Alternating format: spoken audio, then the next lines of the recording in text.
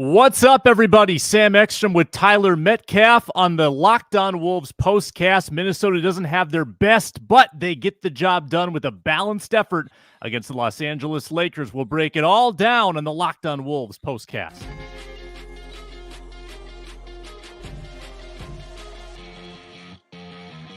You are Locked On Wolves postcast, part of Locked On Minnesota on the Locked On Podcast Network. Your team every day. So glad you stayed up late to join us on the Locked On Wolves postcast. Minnesota moves to 21-6. They begin a new winning streak after their setback at Philly. They come back to a charged atmosphere at Target Center, and they get the job done against the Los Angeles Lakers. I'm Sam Ekstrom, filling in for the postcaster general himself, Luke Inman, who gets a deserved night off. I'm here with Tyler Metcalf, and we're here after every single game talking Minnesota Timberwolves basketball for about a half an hour. Tyler, give me your opening reaction to this one, a Wolves victory that was maybe a little more uncomfortable than we wanted it to be.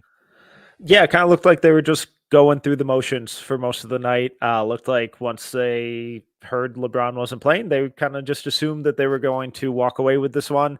And that's how they performed for all but the final kind of 5 to 7 minutes. Thankfully they kind of kicked things up a gear to close out the game. Had some veteran leadership, really just sound decision-making down the stretch. And just is an ugly win, but it was a win, and it was a gritty win, and they kind of they continue their streak of not losing 2 games in a row this season. Yeah, that's a great point. They have been able to mitigate any little crisis. They haven't had much adversity at all, and that's to their credit. They take on a Lebron-less Lakers team, and the Lakers did the stuff in this game that they would have needed to do to pull an upset. Anthony Davis was really, really good. The bench gave them big shots when necessary. Taurean Prince hit a couple threes that totally killed the momentum, including an awkward one before the halftime buzzer. D'Lo got a little bit hot late. We'll talk about the D'Lo-Conley comparison as this show goes on.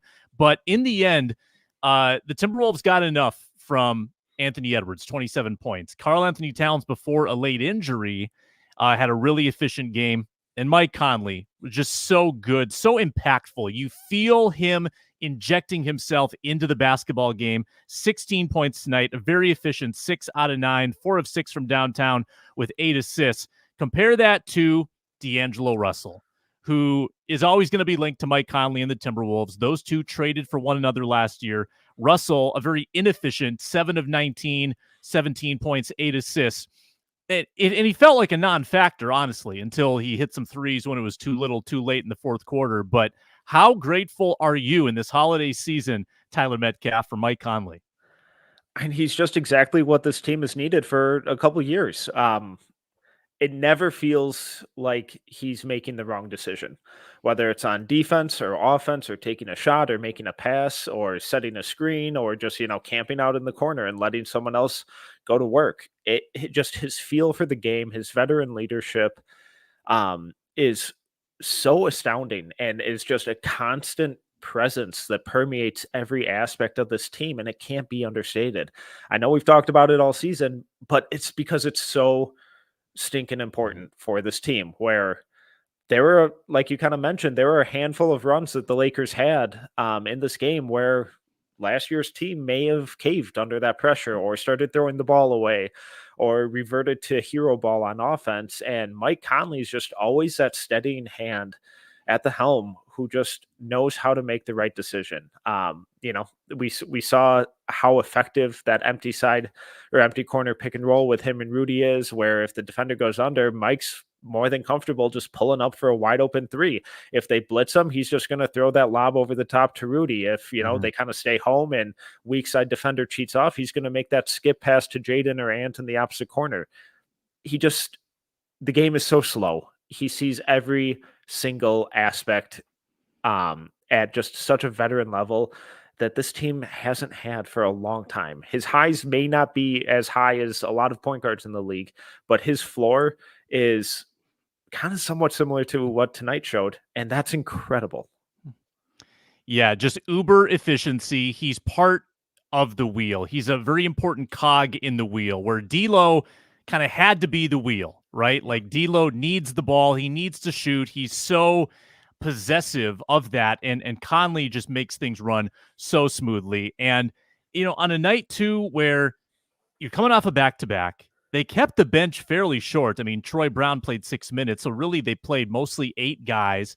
Guys probably were a little fatigued, felt a little sloppy at moments, and they needed that stabilizing force late. Saw a comment from Skull Jeff saying he never felt like the Wolves were going to lose. And to be honest, I don't think I did either. I felt like they were doing so many things well and just not finishing early in the game. They couldn't complete a fast break to save their lives. And I love the comment from Mike Nori at halftime saying it was Mickey Mouse Clubhouse out there on the fast breaks with Naz Reid throwing lobs to the heavens and Anthony Edwards missing layups. But then Mike Conley down the stretch, the stabilizing force. I mean, there isn't a grade higher than an A, but that's what Tim Connolly deserves for bringing in Mike Conley and Nickeil Alexander-Walker and second-round picks all in that same trade.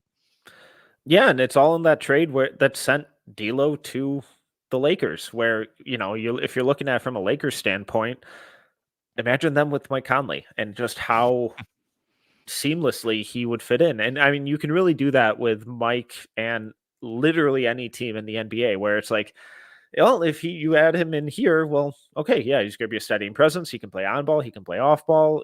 He can be a backup point guard, he can be a starter. It's just such a seamless fit with him. He just makes the game really easy for not only himself but everyone else around him, and that ability of just simplifying the game, setting your teammates up in positions to succeed, whether you're feeding them the ball or providing them an outlet as a shooter, it's just really important and just elevates everyone on the court. Yeah, I feel like all 5 members of the Wolves starting unit deserve mention tonight because they all finished with 14 points or more. Let's go with Jaden McDaniel to get a thought on him. McDaniel's second straight night, very efficient, very good shooting, 5 of 8, 14 points. His mid-range is really coming together, Tyler. I mean, that step back, very hard shot to block. He's so lengthy. About that 15 to 18 footer is kind of his bread and butter right now. He hit some big shots in this game too. Yeah, and with Jaden coming up through the high school ranks in college, he was always pegged as, the next KD, the next Brandon Ingram, purely because of just he could dribble, shoot, pass, and is super long. But having all of those on-ball reps at that young age has really allowed him to elevate his off-ball offense, where he's not just a catch-and-shoot guy now, and we're really seeing all of those skills mold into a really versatile scorer, and his ability to attack closeouts and get to the rim, or like we saw him execute that step back mid-range jumper. He's been awesome in the mid-range all year and last year. And then he's even showing some flashes of being able to create for others out of those drives, attacking closeouts. So yeah, it was, they stayed afloat. They won a lot of games while he was injured, but his presence not only makes them a significantly better defensive team, but he takes his offense to a whole new level that no one else on the roster really can. 15 and 13 for Go Bears. We kind of run down this very efficient starting 5 performance tonight. I thought this had the makings of a Go Bear clunker for a while. I thought he just had sloppy hands. He couldn't hang on to anything early in the game. And then he kind of settled in. I think he was trying to do too much early. He had success against AD last year, maybe trying to be a little bit too heroic. That's not Rudy's game. He's got to let it come to him. Thought he did that late. Ended up 6 of 12 with a pretty nice double-double. First half was really ugly. Like you said, just really weird decisions with the ball, where he's trying to make these skip passes out of the roll and spinning against his, spinning around in the middle of the lane and trying to make a skip pass that sails out of bounds.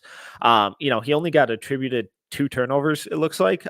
So I'm kind of curious as to where a couple of those others went, because it felt more like 5, 6, 7 at times, because he was really sloppy in the first half, but he tightened things up in the second, focused on just kind of really getting to the rim, putting shots up. And then even when his floaters or layups didn't go in, he was quick off the ground and grabbing his own rebounds and dunking them home. So he really simplified his game down the stretch, and it was night and day between the 2 halves for Rudy. Yeah, and then Cat, he was great in the first half, finished with 21, 7 of 16, 6 boards, 4 assists. leaves with a leg injury. And as this show goes on, we'll keep an eye on Twitter, see if we get a report. Hoping nothing. I mean, it was a very subtle injury. I think it came on a dribble drive late where he was trying to slam it down, and landed apparently awkwardly. I didn't think Bally gave a very good replay of it, but he limped off to the locker room, did not return. So hard to speculate exactly what might have happened, but that's kind of what we're holding our breath about right now. It sucks when Cat's out. We saw it all last year. It's brutal. And the fact that he's rolling the way he is, basically 50, 40, 90 shooting, his averaging 20 plus points, 8 rebounds, handful of assists. He's playing some of the best basketball of his career right now. And everything on this team is gelling. So hopefully it's nothing major. Hopefully he just knocked knees with someone and it's a little knee contusion or bruise or Charlie horse, something along those lines where at most it's a game or two. It was good to see that he was the one kind of walking off on his own power. So hopefully it's nothing too bad. But if it is a prolonged thing, then, it's really going to hurt this team. But that's where a guy like Naz Reid has another opportunity to step up like he has his entire career and all season. That's why you have the three bigs, that's for Exactly. sure. Well, we'll scan Twitter, try to get some updates. I know Jack Borman, one of our postcast contributors, he's there tweeting what Chris Finch is saying, so we'll check in on what Jack is tweeting after a word from our partners. eBay Motors helps bring you tonight's postcast. They've teamed up with Locked On Fantasy Basketball host Josh Lloyd to bring you some of the best fantasy picks each week, all season long. Whether you're prepping for a daily draft or scouting the waiver wire, every week we're going to provide you with players that are guaranteed to fit your roster. Let's see who Josh suggests in this week's eBay's Guaranteed Fit Fantasy Picks of the Week. Grayson Allen, I think, would be a good play. With Bradley Beal out, Allen should see strong minutes, nice usage for the next few weeks. In his last 4, he's been in double figures. He packs the box score with steals. He's had 2 per game for the last 4, and 9 rebounds as well in their last outing in a loss against Portland. That Phoenix team is struggling. They need someone to step up. Grayson Allen might be a good play to fill that void. Josh Lloyd from Locked On Fantasy Basketball is going to help you win your fantasy championship with these suggestions, and eBay Motors knows a championship team is about each player being a perfect fit. Same with your vehicle.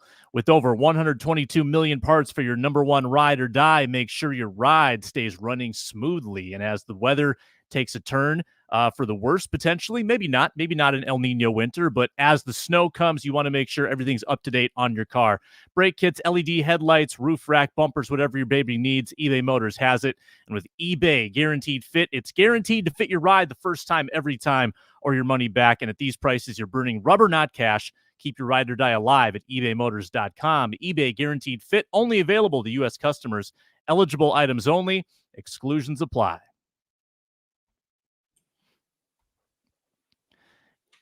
All right, back on the Locked On Wolves postcast. Again, I'm Sam Ekstrom. That's Tyler Metcalf. We're streaming live after each game on the Locked On Sports Minnesota YouTube channel, and our audio goes on the Locked On Wolves audio feed, where you can also find the Daily Show with Ben Beacon. I'm sure he's going to have a full reaction to Wolves Lakers on his Friday show. I'm seeing one tweet from Jack Borman that says, Chris Finch said the Wolves had several opportunities to put the game away sooner and didn't. He's not all too pleased with the win tonight, but did praise Mike Conley for helping the team rise above that. Agree with that assessment, Tyler? Maybe not the most impressive of wins that a head coach is going to be thrilled about. Yeah, and it's from a fan and coverage standpoint, it's easy for us to be happy about the win because a win's a win, and it's good to see them gut it out. But from a coaching standpoint, there was a lot of kind of sloppy execution, and there's no reason that the Timberwolves shouldn't have won this game by 20 points. It was there for the taking. They didn't really execute. I thought defensively they came in really lackluster, just kind of went through the paces. And from a coaching standpoint, I think that's really understandable why there's some frustration there. And, again, yes, they're number 1 seed in the West, but you don't want complacency to set in with a team that hasn't really experienced success like that before. So I think I think it's an honest reaction from Finch, but I also think it's a good job by him trying to kind of maintain expectations.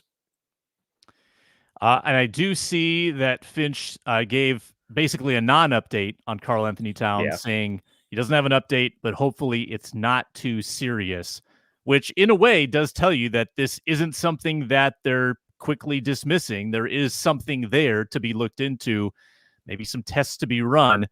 They play Sacramento on Saturday night, so that could complicate everything. I mean, the Wolves have a nice lead in the West. We've kind of been watching other stars around the league miss time. This happens to most teams during the course of the season. And it feels like it's not about remaining injury-free all season. Obviously, the Wolves have already dealt with a couple things. Anthony Edwards looked like his hip pointer was sore tonight at the end of the game. Jaden McDaniels missed time. It's about dodging the big injury, right? The 60 gamer that afflicted them last year with Cat.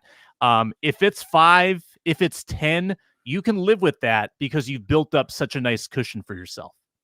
Yeah, and that's still a lot of games, but but yeah. The big one is, can, if it's something serious, can you keep it under a month? And and even guys of like Mitchell Robinson, we're seeing now going out for multiple months, and this is the time of the year where stuff really kind of starts to pile up. And I think it was a little earlier, but kind of not a totally dissimilar time last year where Cat went down, and we kind of feared that he tore his Achilles. So hopefully it's nothing serious. If it's under 2 weeks, which would be 4 to 5 ish games, I think that would be a win. If he's back Saturday, fantastic. If it's more than that, then we might have to kind of start getting creative with some of the lineups that they throw out there and kind of managing expectations when the inevitable losing streak does come. What did you think was the catalyst tonight? Like what was the moment for you where the Wolves turned on the afterburners and didn't look back? For me, I thought it was the flagrant on Nas. I thought that was sort of the moment that gave the Wolves enough fire to get past the finish line. I believe Nas hit a 3-pointer the next time down the floor, and they didn't really look back after that. That was kind of my moment of this one, where Minnesota decided to finish off this LeBron-less LA team. What was it for you? Yeah, and I think that's a really good one, because I think right after that, we kind of saw the point of attack defense kind of start picking up intensity between Nikhil and Jaden, and their ability to really get around screens. I believe the broadcast said that on that flagrant, which was kind of a rough call, but whatever. I believe that they said Jaden apologized because that was his rotation that he missed, and from that point, he was pretty on point, and the typical Jaden that we were used to. The one that really kind of stood out to me, where it's like, okay, this game's over, they're going to win this, was right around like the 4.5-minute mark, where Ant had that skip pass to, I think it was Nikhil in the corner, just live dribble, bullet, and Lakers called a timeout immediately after that. But I think that was right around the time where it's like, okay, I think Timberwolves have this in the bag. Just looking at the comments, and thank you all for engaging and commenting and watching here late at night, almost 11 o'clock Central. I'm going to show you this comment from Random Planet. Thank you for the comments. If Cat is out for a while, Leonard Miller. What do you think about the second-round pick? I was going to say first-round pick. Second-round pick, Leonard Miller, as a depth option. I mean, if they need energy and rebounding, I think it's a worthwhile, at least pull them up, have them around the team. If things get dire, if there's a blowout, if guys get in foul trouble, there are absolutely worse options that you could go with. But I really don't think that Wolves fans should be expecting Leonard Miller to contribute to winning right now. He's still really young, really raw, has a lot of learning and growing to do. I get the intrigue, I get the excitement with him, and there should be that's what you should be feeling about these kind of lottery ticket prospects. But I don't think he's going to be kind of a surprise plug and play, contribute to winning type player like we saw from Jaden and, in a similar sense, Nas. It'd probably be a choice between Josh Minot and Luka Garza seeing a bump, right? That would be my guess. We've seen both those guys pretty consistently with the team. And I think Luca even suited up tonight. So I would guess that those two would probably get minutes at the five, if we're talking strictly at the five, Mhm. um, before Leonard would. But you never know. We've seen Finch willing to experiment a little bit in the past, but I think those rosters in the past where he really did experiment were a little less solidified than the current rotation is now.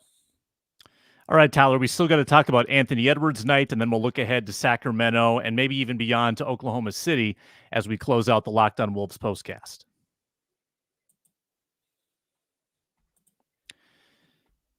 This postcast is sponsored by BetterHelp.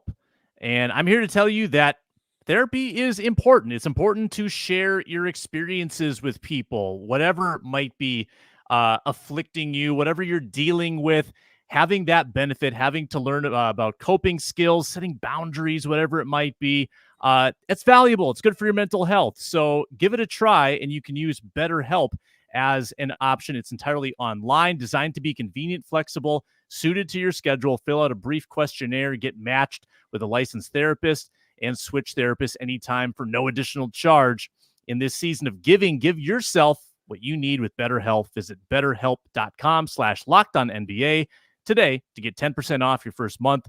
That's BetterHelp, HELP.com/lockedonnba.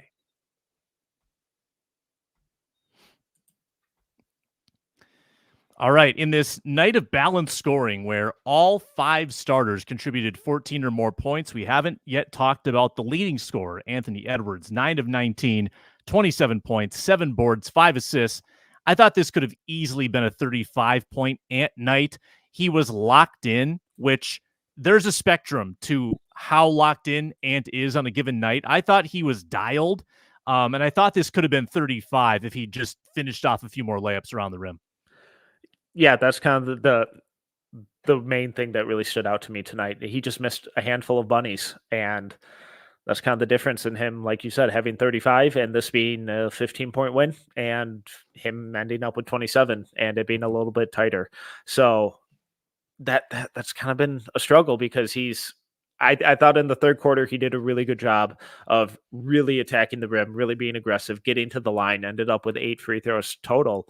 But so often he's looking for the foul and hunting for the foul and kind of treating the actually making the bucket as the second option there. So he's an incredible athlete, incredible scorer, not really worried about it in the grand scheme of things, but it is kind of a consistent trend with him where he does miss a handful of layups because he's anticipating that foul coming and he's not just focused on getting the bucket. And if the foul comes, then it comes. And I think if that mindset kind of starts to shift, that's when some of these 25-point games end up breaking 30 pretty regularly.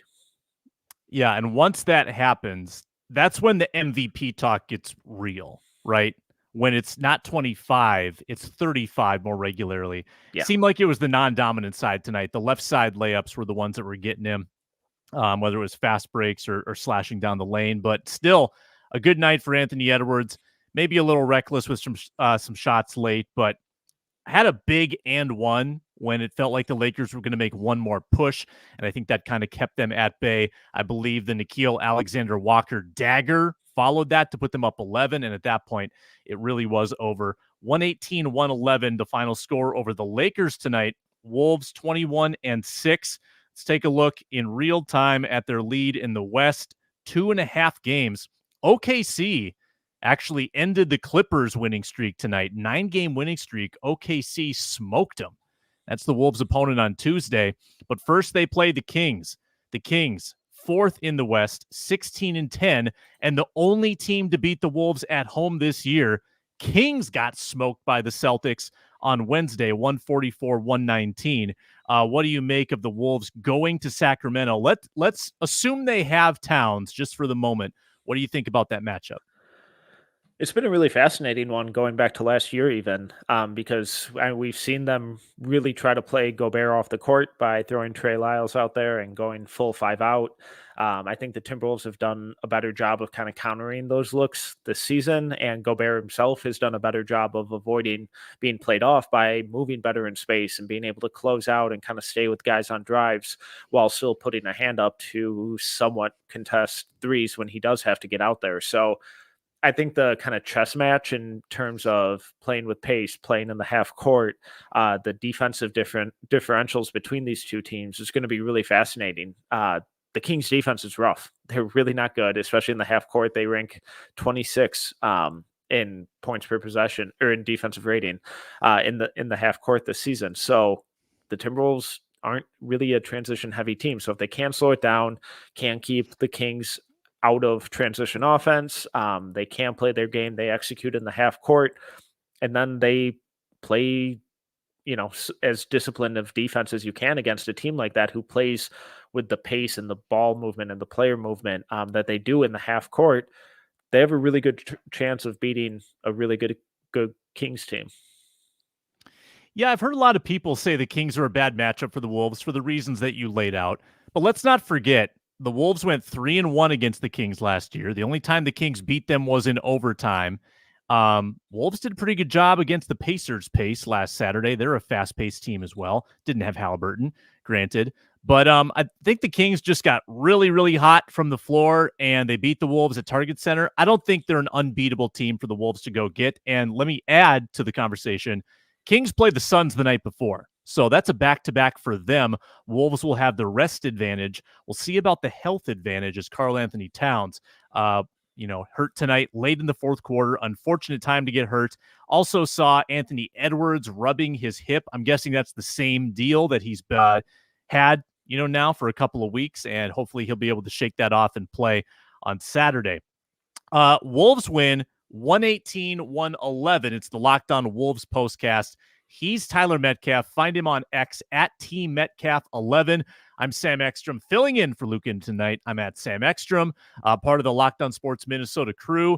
You can hear me on the Minnesota Football Party, the Roundtable, the Minnesota Basketball Party, where we talk Wolves every single Wednesday. Tyler, good work. Go get some rest, and we'll talk to you soon on the postcast, all right? Appreciate it. Thank you all for watching and commenting. You can find us on video, Locked On Sports Minnesota YouTube, or the Locked On Wolves podcast audio feed. Appreciate it, everyone. Thank you for the comments, and we'll talk to you next time.